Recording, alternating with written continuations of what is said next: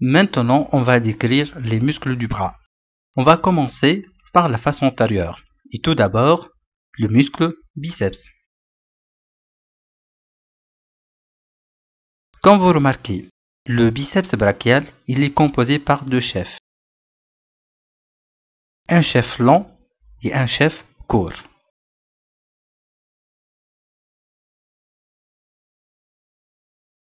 Je vais essayer de vous montrer l'insertion de chaque chef. Comme vous remarquez, le chef long, il naît du tubercule supraclinoïdal, tandis que le chef court, il naît du processus coracoïde. La terminaison, elle est commune et elle se fait. La terminaison se fait sur la tubérosité radiale et le fascia de l'avant-bras par l'expansion aponévrotique du biceps. Donc je répète, le muscle biceps, il se termine à la fois au niveau de la tubérosité radiale et au niveau du fascia de l'avant-bras par l'expansion aponévrotique du biceps. Le biceps brachial, il est innervé par le nerf musculo-cutané et il a comme fonction de faire la flexion du coude. On a ainsi fini avec le biceps brachial et on va étudier le deuxième muscle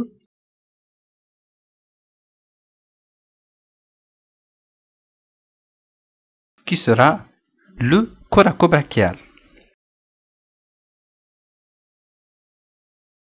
Son appellation s'explique du fait qu'il naît du processus coracoïde et il se termine au niveau du tiers moyen de la face médiale de l'humérus.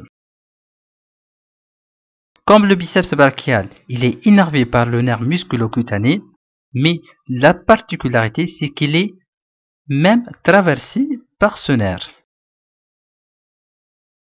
Son action est de faire la flexion du bras.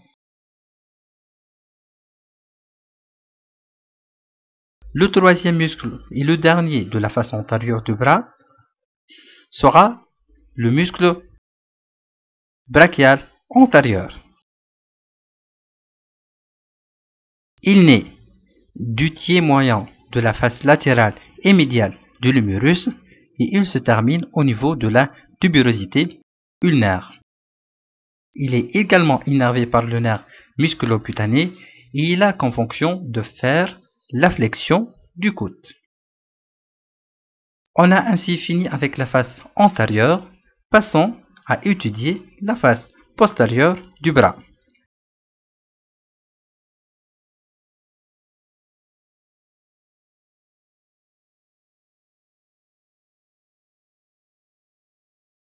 La face postérieure comprend un seul muscle qui est le triceps. Le muscle triceps, il est composé par trois chefs.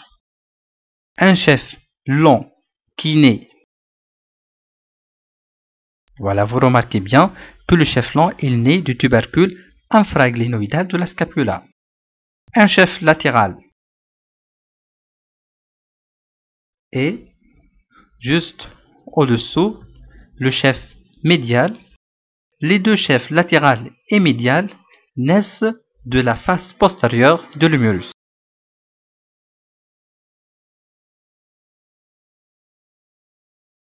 La terminaison du muscle triceps se fait sur l'olecrane. Ce muscle, il est innervé par le nerf radial. Il a comme action de faire l'extension du coude. Donc, si je résume ici, on a dit que le muscle triceps, il se termine au niveau de l'olecrane. Il a comme action de faire l'extension du coude. Ainsi, si devant un patient, on suspecte la fracture de l'olecrane, on lui demande de faire l'extension du bras. S'il ne parvient pas à la faire, on est sûr qu'il s'agit vraiment d'une fracture de l'olecrane.